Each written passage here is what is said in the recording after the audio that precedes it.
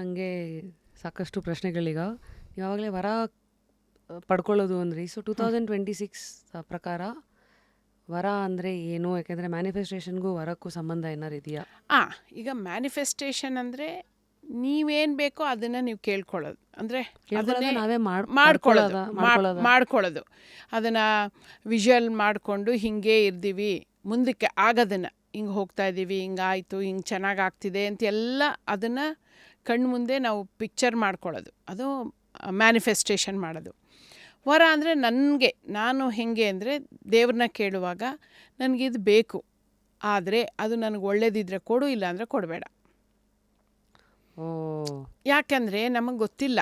ಈಗ ನಾವು ಯಾವುದೋ ವಿಷದ ಬಾಟ್ಲು ಚೆನ್ನಾಗಿದೆ ಅಂದ್ಬಿಟ್ಟು ನಾವು ಅದನ್ನು ಕೇಳಿಬಿಟ್ಟು ಅಮ್ಮ ಕೊಟ್ಬಿಟ್ಟು ಕುಡಿದ್ಬಿಟ್ರೆ, ಸೊ ಅದಕ್ಕೆ ಅಮ್ಮ ಕೊಡಲ್ಲ ನಮ್ಗೆ ಅದನ್ನು, ಅದೆಷ್ಟೇ ಚೆನ್ನಾಗಿದ್ರು ಅಲ್ವಾ.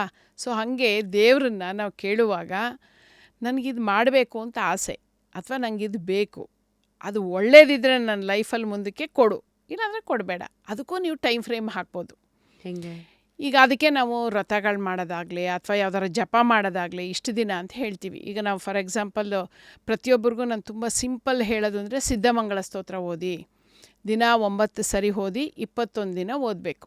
ಏನು ಸಿದ್ಧಮಂಗಳ ಸ್ತೋತ್ರ? ಸಿದ್ಧಮಂಗಳ ಸ್ತೋತ್ರ ಶ್ರೀಪಾದ ಶ್ರೀವಲ್ಲಭರದು. ಶ್ರೀಪಾದ ಶ್ರೀವಲ್ಲಭರ ಪರಿಚಯ? ಅವರು ದತ್ತಾತ್ರೇಯರ ಅವತಾರ. ದತ್ತಾತ್ರೇಯರು ದೇವರು, ಇವರು ಮನುಷ್ಯ ರೂಪದಲ್ಲಿ, ದತ್ತಾತ್ರೇಯರು ಮನುಷ್ಯ ರೂಪದಲ್ಲಿ ಬಂದಿದ್ದು ಶ್ರೀಪಾದ ಶ್ರೀವಲ್ಲಭರಾಗಿ. ಯಾವ ಒಂದು ಪೀಠಾಪುರ. ಎಲ್ಲಿ? ಅವರು ತುಂಬ ಹಳೇ ಇದು, ತುಂಬ ವರ್ಷದ ಹಿಂದೆ ಬಂದಿದ್ದು. ಸೊ ಅವ್ರದ್ದು ಹೆಂಗೆ ಅಂದರೆ ಪೀಠಾಪುರದಲ್ಲಿ ಅವ್ರು ಜನಿಸಿದ್ದು. ಎಲ್ಲಿ? ಮಹಾರಾಷ್ಟ್ರನ? ಇಲ್ಲ, ಅದು ವೈಜಾಗ್ ಹತ್ರ. ಓಹೋ, ಅಲ್ಲಿ. ಸೊ ಅಲ್ಲಿ ಏನು ನಿಮಗೆ ಅಂದರೆ, ಈಗ ಅವ್ರದ್ದು ದತ್ತ ಪಾರಾಯಣ ಮಾಡ್ತೀವಿ, ಶ್ರೀಪಾದ ವಲ್ಲಭರ ಚರಿತ್ರೆ ಓದ್ತೀವಿ. ಎಷ್ಟೋ ಜನಕ್ಕೆ ಆಗಲ್ಲ. ಈಗ ಆ್ಯಕ್ಚುಲಿ ನಾನು ತುಂಬ ಕಡೆ ನನ್ನ ಇನ್ಸ್ಟಾದಲ್ಲೆಲ್ಲ ಹೇಳಿ ತುಂಬ ಜನ ಅದೇ ಅಂದರು, ಸಪ್ತಾಹ ಮಾಡಬೇಕು ಅಂತ ಅದು ರೂಲ್ಸ್ ಇರೋದು. ಸಪ್ತಾಹ ಅಂದರೆ 7 ದಿನದಲ್ಲಿ ಆ ಬುಕ್ ಮುಗಿಸ್ಬೇಕು. ಅದು 53 ಚಾಪ್ಟರ್ ಇದೆ. 7 ದಿನದಲ್ಲಿ ಮುಗಿಸ್ಬೇಕು ಅಂದರೆ ಈಗಿನ ಬ್ಯುಸಿ ಶೆಡ್ಯೂಲಲ್ಲಿ ತುಂಬ ಜನಕ್ಕೆ ಆಗಲ್ಲ. ಮತ್ತು ಅಲ್ಲಿ ಹಿಂಗೇ ರೂಲ್ಸನ್ನು ಕೊಟ್ಟಿದ್ದಾರೆ. ರೂಲ್ಸ್ ಅಂದರೆ ಈಗ ಚಾಪೆ ಮೇಲೆ ಮಲಗಬೇಕು, ಫುಡ್ಡು 1 ಹೊತ್ತು ತಿನ್ನಬೇಕು, ಯಾವುದೇ ಬೇರೆ ರೀತಿ ಆ್ಯಕ್ಟಿವಿಟೀಸಲ್ಲಿ ಇರಬಾರ್ದು, ರಿಲ್ಯಾಕ್ಸ್ ಆಗಿರಬೇಕು ಅಂತೆಲ್ಲ. ಈಗಿನ ಬ್ಯುಸಿ ಇದರಲ್ಲಿ 7 ದಿನ ಕೊಡೋಷ್ಟು ಜನಕ್ಕೆ ಕಷ್ಟ ಅದು. ಮತ್ತು ಅದನ್ನೆಲ್ಲ ಮಾಡಿದ್ದು ಯಾಕೆ ಅಂದರೆ ಸೇಮ್ ಇದೆ, ಮೈಂಡ್ ಕಾಮ್ನೆಸ್ ಮಾಡೋಕ್ಕೆ. ಸೊ ಇದು ಮಾಡೋದ್ರಿಂದ ಏನು ಸಿಗುತ್ತೆ? ನಿಮ್ಗೆ ಏನು ಬೇಕೋ ಅದು, ನೀವೇನು ಬೇಕಾದರೂ ಕೇಳ್ಕೊಬೋದು. ನಾ ಹೇಳಿದ್ನಲ್ಲ, ಅದು ಅವರು ಇದೇ ಬೇಕು ಅಂತ ಕೇಳಿದ್ರು ಕೊಡ್ತಾರೆ. ಬಟ್ ನಾನು ಹೇಳಿದ ರೀತಿ ಕೇಳಿದ್ರೆ ಮುಂದಕ್ಕೆ ಮನೆ ಬದಲು ಅರಮನೆ ಸಿಗುತ್ತೆ ಅಷ್ಟೇ. ಅಂದರೆ ಇದು ನನಗೆ ಒಳ್ಳೇದಿದ್ದರೆ ಕೊಡು, ಇಲ್ಲಾಂದರೆ ಕೊಡಿ, ಇಲ್ಲಾಂದರೆ ಅದಕ್ಕೆ ಬೇರೆ ಆಪ್ಷನ್ನು. ನನಗೆ ಇದು ಇಷ್ಟ. ಈಗ ಫಾರ್ ಎಕ್ಸಾಂಪಲ್ ನನಗೆ ದುಡ್ಡು ಬೇಕಪ್ಪ, ನಾನು ಬಿಸ್ನೆಸ್ ಮಾಡಬೇಕು ಅಂದ್ಕೊಂಡಿದ್ದೀನಿ. ಬಿಸ್ನೆಸ್ಸಿಂದ ದುಡ್ಡು ಬರೋಂಗಿದ್ರೆ ಬಿಸ್ನೆಸ್ ಸ್ಟಾರ್ಟ್ ಮಾಡಿಸಿ, ಇಲ್ಲಾಂದರೆ ನಂಗೆ ದುಡ್ಡು ಬರೋಕ್ಕೆ ಬೇರೆ ದಾರಿ ತೋರಿಸಿ. ಅವ್ರ ಕೆಲಸ ತೋರಿಸ್ಬೋದು ಅಲ್ವಾ. So how to identify signs from God ಅಥವಾ ಯೂನಿವರ್ಸ್? ಅಂದರೆ ಕೆಲವು ಸತಿ ದಾರಿ ತೋರ್ಸೋಕ್ಕೆ ಆಡು ಭಾಷೆನಲ್ಲಿದೆ, ದೇವ್ರು ಯಾವ ರೂಪದಲ್ಲಿ ಬೇಕಾದ್ರೆ ಬರ್ಬೋದು ಅಂತ. ಅಥವಾ ಮನುಷ್ಯ ರೂಪದಲ್ಲಿ ಒಂದು ಹೇಳ್ಬೋದು, ಅಥವಾ ಸೈನ್ಸ್ ಆಫ್ ಯೂನಿವರ್ಸ್ ಅಂತಲೂ ಇದೆಯಲ್ಲ. ಎರಡು ಬೇರೆ ಥಿಯರಿ ಅಲ್ವಾ? ಹೌದು. ಅಂದರೆ ಈಗ ಸೈನ್ಸ್ ಆಫ್ ಯೂನಿವರ್ಸಿಂದ ಬರೋದನ್ನು ತುಂಬ ಜನ ಅಬ್ಸರ್ವ್ ಮಾಡೋಕ್ಕಾಗಲ್ಲ, ಅಷ್ಟು ಸೆನ್ಸಿಟಿವಿಟಿ ಇರಬೇಕು ಅದು. ಅಂದರೆ ಈಗ ನಾವು ಏನೋ ಪ್ರೇ ಮಾಡಿದಾಗ ದೇವ್ರ ಫೋಟೋಯಿಂದ ಹೂವು ಬೀಳೋದು, ಅಥವಾ ಈಗೇನೋ ನಾವೇನೋ ಮಾಡೋಕ್ಕೆ ಹೋದಾಗ ಯಾರೋ ಗುಡ್ ನ್ಯೂಸ್ ಹೇಳೋದು, ಖುಷಿ ಪಡೋದು, ಇವೆಲ್ಲ ಗುಡ್ ಸೈನ್ಗಳು. ಅದು ದೇವರು ಸೈನ್ ಕೊಡ್ತಾ ಇರ್ತಾರೆ. ಈಗ ಎಷ್ಟೋ ಜನ ಹೇಳೋಲ್ಲ, ಏಂಜಲ್ ನಂಬರ್ಸ್ ಕಾಣಿಸುತ್ತೆ ಅನ್ನೋದು, ಅವು ಕೂಡ ಗುಡ್ ಸೈನೇ. ಬಟ್ ಅಷ್ಟೊಂದು ಸೂಕ್ಷ್ಮವಾಗಿ ಅರ್ಥ ಮಾಡಿಕೊಂಡು ಅದನ್ನು ಅಬ್ಸರ್ವ್ ಮಾಡೋರು ಮಾಡ್ತಾರೆ, ಮಾಡದಿದ್ದವ್ರಿಲ್ಲ. ಸೊ ಆವಾಗ ನಾವು ಏನು ಮಾಡ್ತೀವಿ, ದೇವರು ಚಾನ್ಸ್ಗಳು ಕೊಡ್ಬೋದು. ಯಾವುದೋ ಟಿ ವಿಲಿ ಅಡ್ವರ್ಟೈಸ್ಮೆಂಟ್ ಬರ್ಬೋದು, ಅಥವಾ ಪೇಪರಲ್ಲಿ ಬರ್ಬೋದು. ಅದು ಹೆಂಗೆ ರೀಡ್ ಮಾಡೋದು? ಉದಾಹರಣೆಗೆ ನೀವು ಈಗ ಯಾವುದೋ ಒಂದು ಈ ಥರ ಈ ಕೆಲಸ ಇದೆ, ಇದು ಬಂದರೆ ಇಷ್ಟು ಸಂಬಳ ನಿಮಗೆ ಸಿಗುತ್ತೆ, ಈ ಥರದ್ದೇನೋ ಬರ್ಬೋದು. ನೀವು ಇದಕ್ಕೆ ಡೈರೆಕ್ಟ್ ಬಂದು ಇಂಟರ್ವ್ಯೂ ಅಟೆಂಡ್ ಮಾಡಿ ಅಂತ ಯಾವುದೋ ಅಡ್ವರ್ಟೈಸ್ಮೆಂಟ್ ಬರ್ಬೋದು. ನೀವು ಆಪ್ಷನ್ ಕೊಟ್ಟಿರೋದು 21 ದಿನ. 21 ದಿನದಲ್ಲಿ ನಿಮ್ಗೆ ಯಾವುದೇ ಬಿಸ್ನೆಸ್ ಆಫರ್ ಬರಲಿಲ್ಲ, ಬಂದಿರೋದು ಕೆಲಸ. ಸೊ ಅದಕ್ಕಿಂತ ಇದು ಬೆಟರ್ ಅಂತ ಆ ಥರ ತೊಗೋಬೇಕು ನಾವು. ಸೊ ನಾನು ಅದಕ್ಕೆ ಹೇಳೋದು, ಒಂದು ಸರಿ ನಂಬಿದ್ರೆ ಪೂರ್ತಿ ನಂಬಬೇಕು. ಈಗ ತುಂಬ ಜನ ಏನು ಮಾಡ್ತಾರೆ, ಇಲ್ಲಿ ಯಾಕೋ ಡೌಟು, ಇನ್ಯಾರೋ ಹೇಳಿದ್ರು ಅಲ್ಲಿ ಗಣಪತಿ ಚೆನ್ನಾಗಿರುತ್ತಂತೆ, ಅಥವಾ ಇನ್ಯಾವುದೋ ಆ ದೇವಸ್ಥಾನಕ್ಕೆ ಹೋದರೆ ಸರಿ, ಇಲ್ಲಿ ಬಿಟ್ಟು ಓಡಾಡಬಾರ್ದು. ಸೊ ನಂಬೋದನ್ನು ಹೇಗೆ ನಂಬಬೇಕು? ಎಷ್ಟು ಟೈಮ್ ಕೊಡಬೇಕು ಇದು ವರ್ಕ್ ಆಗ್ತಾ ಇದೆಯಾ ಅಂತ? ಟೆಸ್ಟ್ ಅದನ್ನ ಮಾಡಕ್ಕೆ ಹೇಳಿದ್ನಲ್ಲ, ನೀವು ಟೆಸ್ಟ್ ಮಾಡೋಕ್ಕೆ ಅಂತಲೇ ತಿಳ್ಕೊಳ್ಳಿ, 21 ದಿನ ಕೊಡಿ ಸಾಕು. 21 21 ಡೇಸು ಶ್ರದ್ಧೆಯಿಂದ ನೀವು ಅದನ್ನು ಓದಿದ್ರೆ, ಅದು ಹೆಂಗೆ ಓದಬೇಕಂದ್ರೆ, ನೀವು ಓದುವಾಗ ಅವ್ರು ನಿಮ್ಮ ಮುಂದೆ ಇದ್ದಾರೆ ಅಂತ ಫೀಲ್ ಮಾಡಬೇಕು ನೀವು. ಶ್ರೀಪಾದವಲ್ಲಭರು. ಶ್ರೀಪಾದವಲ್ಲಭರು ನಿಮ್ಮ ಮುಂದೆ ಇದ್ದಾರೆ ಅಂತ. ನೋಡಿ, ಇವರೇ ಶ್ರೀಪಾದವಲ್ಲಭರು. ಸೊ ಇದನ್ನು ನೀವು ಫೀಲ್ ಮಾಡಿದ್ರೆ ಖಂಡಿತ ಅವ್ರು ಕೊಡ್ತಾರೆ, ಹಾಗೇ ಆಗುತ್ತೆ. ಅದು ಹೇಗಿರುತ್ತೆ ಶ್ಲೋಕ, ಶ್ರೀಪಾದವಲ್ಲಭರ ಶ್ಲೋಕ? ಅದು ಫುಲ್ಲು 9 ಲೈನ್ ಇರುತ್ತೆ, ಆಯಿತಾ? ಆ 9 ಲೈನ್ನ 9 ಸರಿ ಹೇಳೋದು. ಅದು ಇನ್ನೇನು ಬೇರೆ ಅಲ್ಲ, ಗುರು ಚರಿತ್ರೆಯಲ್ಲಿ ಅಥವಾ ಶ್ರೀಪಾದವಲ್ಲಭರ ಚರಿತ್ರೆಯಲ್ಲಿ ಬಂದಿರುವಂಥದ್ದೇ. ಅದು ನೀವು ಒಂದಷ್ಟು ದಿನ ಹೇಳುವಾಗಲೇ ಬಹಟಾಗೋಗುತ್ತದು. ಸೊ ನೀವು ಈಗ ನಾನು ಎಷ್ಟೋ ಸರಿ ತುಂಬ ಜನಕ್ಕೆ ಹೇಳೋದು, ಲೇಡೀಸ್ಗೆ ಅಡುಗೆ ಮಾಡುವಾಗ ಹೇಳ್ಕೊಳ್ಳಿ ಅಂತ.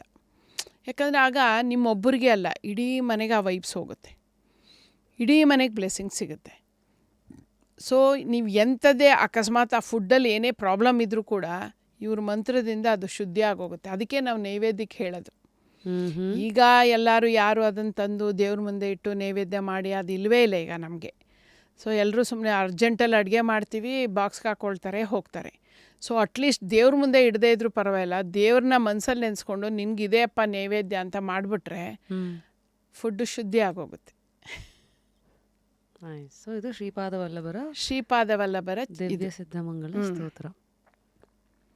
ಶ್ರೀಮದನಂತ ಶ್ರೀ ವಿಭೂಷಿತ ಅಪ್ಪಲ ಲಕ್ಷ್ಮೀ ನರಸಿಂಹರಾಜ ಜಯ ವಿಜಯೀ ಭವ ದಿಗ್ವಿಜಯೀ ಭವ ಶ್ರೀಮದ ಕಂಡ ಶ್ರೀ ವಿಜಯೀ ಭವ. ಹೀಗೆ 9 ಲೈನೂ ಹೋಗುತ್ತೆ. ಸೊ ಇದನ್ನು ರೆಗ್ಯುಲರ್ ಹೇಳಿದ್ರೆ ನಿಮ್ಮಲ್ಲೇ ನಿಮಗೇ ಗೊತ್ತಿಲ್ಲದೆ ಚೇಂಜಸ್ ಆಗೋದ್ರ ಜೊತೆಗೆ ತುಂಬ ಕಾಮ್ ಆಗ್ತೀರಿ.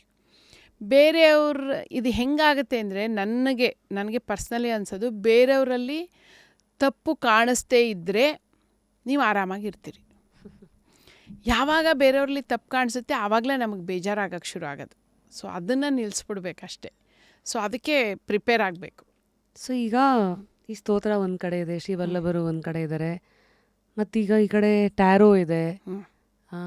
ಸೊ ಒಂದು ಪ್ರಶ್ನೆ ಬರುತ್ತೆ, ಈಗ ಉದಾಹರಣೆಗೆ ಶ್ರೀಪಾದವಲ್ಲಭರನ್ನ ನಂಬಿ ನಾವು ಸ್ತೋತ್ರ ಎಲ್ಲ ಹೇಳ್ತಾ ಇರ್ತೀವಿ ಅಂತಲ್ಲ, ಅಂದರೆ ಮತ್ತು ಈ ಟ್ಯಾರೋ ರೂಟ್ ಏನಕ್ಕೆ? ಇದು ಟ್ಯಾರೋ ಏನಕ್ಕೆ ಅಂದರೆ, ನಿಮಗೆ ಏನು ಬೇಕು, ನಿಮ್ಮದು ಸ್ಟ್ರೆಂತ್ ಏನು, ನಿಮ್ಮನ್ನು ನೀವು ಅರ್ಥ ಮಾಡ್ಕೊಳ್ಳೋಕ್ಕೆ.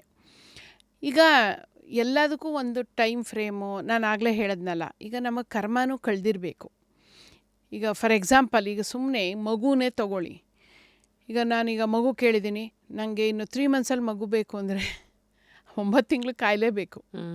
ಅದೇನಂದರೆ ಪ್ರೆಗ್ನೆನ್ಸಿ ಆಗ್ಬೋದಷ್ಟೇ, ಬಟ್ ಅದು ಆಚೆ ಬರೋಕ್ಕೆ 9 ಮಂತ್ಸ್ ಬೇಕಲೇಬೇಕು. ಹಾಗೆ ನಿಮ್ಮ ಕರ್ಮ ಕಳಿಬೇಕು, ಅಥವಾ ನೀವು ಅದಕ್ಕೆ ಬೇಕಾದ ಎಫರ್ಟ್ ಹಾಕಿದ್ರೆ ನೀವೇನು ವಿಶ್ ಕೇಳಿದ್ದೀರಿ ಅದು ಕಂಪ್ಲೀಟ್ ಆಗೇ ಆಗುತ್ತೆ. ಈಗ ನನಗೆ ನೆಕ್ಸ್ಟು ಮದುವೆ ಬೇಕಾದ್ರೆ ಆದರೂ ಆಗ್ಬೋದು 21 ದಿನದಲ್ಲಿ, ಸಡನ್ನಾಗಿ ಯಾವ್ದಾರೋ ಬಂದು. ಬಟ್ ಯಾವುದೋ ತುಂಬ ದೊಡ್ಡದು, ಅಥವಾ ನನ್ನ ಬ್ಯಾಂಕಲ್ಲಿ ಇಷ್ಟು ದುಡ್ಡಿರಬೇಕು, ನೀವು ಕರೆಕ್ಟಾಗಿ ಆಗ ಅಂಥದ್ದು ಪ್ರಾಕ್ಟಿಕಲಿ ನಿಮಗೆ ಗೊತ್ತಿರಬೇಕು. ಅಂದರೆ ಈಗ ತುಂಬ ಜನ ಹೇಳ್ತಾರೆ, ಮ್ಯಾನಿಫೆಸ್ಟ್ ಮಾಡಿದರೆ ನನ್ನ ಬ್ಯಾಂಕಲ್ಲಿ, ನನ್ನ ಅಕೌಂಟಲ್ಲಿ 1 ಕೋಟಿ, ನೀನು 1 ಕೋಟಿ ಇದು ಗಳಿಸೋ ಅಷ್ಟು ನೀನು ಇದೆಯಾ ಅಂತಲೂ ಇರಬೇಕು. ನಿನಗೆ ತಿಂಗಳಿಗೆ 1,000 ಬರೋದೇ ಡೌಟ್ ಇದ್ದರೆ ನೀವು 1 ಕೋಟಿ ಮ್ಯಾನಿಫೆಸ್ಟ್ ಹೆಂಗೆ ಮಾಡ್ತೀರಿ? ಬಟ್ ದೇ ಆಲ್ಸೋ ಸೇ, ಕೆಲವು ಕಡೆ ಮ್ಯಾಜಿಕ್ ಮ್ಯಾಜಿಕನ್ನು ನಂಬಿ ಲಾಜಿಕ್ ಇಟ್ಕೋಬೇಡಿ, ನೀವು ಕೇಳಿ ಅದು ಹೆಂಗೋ ಬರುತ್ತೆ. ಹೌದಪ್ಪ, ಅದು ನೀವು ಫಸ್ಟ್ ನಿಮ್ಮ ಮನಸ್ಸು ಒಪ್ಪಬೇಕು ಅದಕ್ಕೆ. ಸೊ ಮನಸ್ಸೇ ಡೌಟು. ನೀವು ಅದು ಹೇಳಿದ್ರೆ ನಾನು ಅದನ್ನೇ ಹೇಳೋದು, ಡೌಟೇ ಪಡಬಾರ್ದು. ಇಲ್ಲ, ನೀವು ಅಷ್ಟು ಸ್ಟ್ರಾಂಗ್ ಇರಬೇಕು, ಬಂದೇ ಬರುತ್ತೆ ಅಂತ ಲಾಟ್ರಿ ಹೊಡಿಬೋದಾಗ.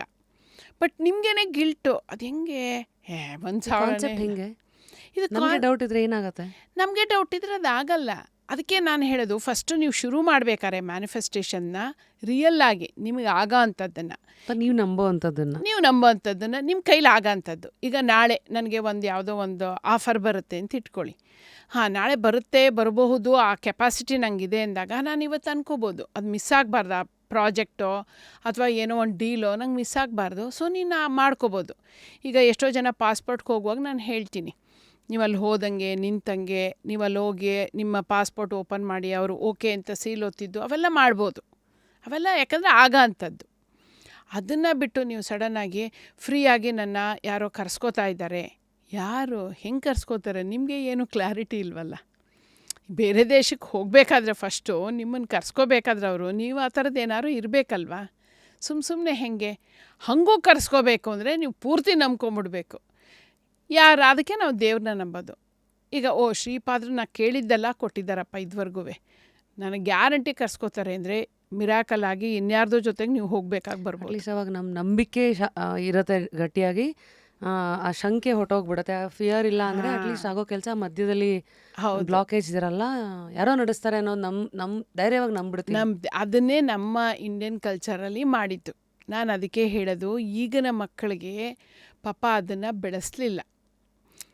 ನಮಗೆಲ್ಲ ನಂಬಿಕೆ, ದೇವ್ರಿಗೆ ಹೇಳಿದ್ರೆ ಆಯಿತು ಹಾಗೇ ಆಗುತ್ತೆ ಅಂತ ನಮಗೆ ನಂಬಿಕೆ. ಚಿಕ್ಕದ್ರಿಂದ ಹಂಗೆ ಬೆಳೆಸಿರೋದ್ರಿಂದ ದೇವ್ರ ಮೇಲೆ ಹೇಳ್ಬಿಟ್ಟಿದ್ದೀವಿ ಬಿಡಪ್ಪ ಆಗ್ಬಿಡುತ್ತೆ ಅಂತ ನಂಬಿಕೆ ಬಂದ್ಬಿಟ್ಮೇಲೆ ನಂಬೆ ಹಾಗೇ ಆಗ್ತಿತ್ತು. ಈಗ ಎಲ್ಲ ಲಾಜಿಕ್ ಹುಡ್ಕೋಕ್ಕೆ ಶುರು ಮಾಡಿಬಿಟ್ವಲ್ಲ, ಸ್ವಲ್ಪ ಡೌಟ್ ಎಲ್ಲಿರುತ್ತೆ ಹೆಂಗಾಗುತ್ತೆ ಅನ್ನೋದು ಶುರು ಮಾಡಿಬಿಟ್ಟಿದ್ದಾರೆ. ಹಳೇದೆಲ್ಲ ಹೇಳಿದ್ದಾರೆ, ನಂಬಿ ಕೆಟ್ಟವರೆಲ್ಲವೂ ಅಂತ.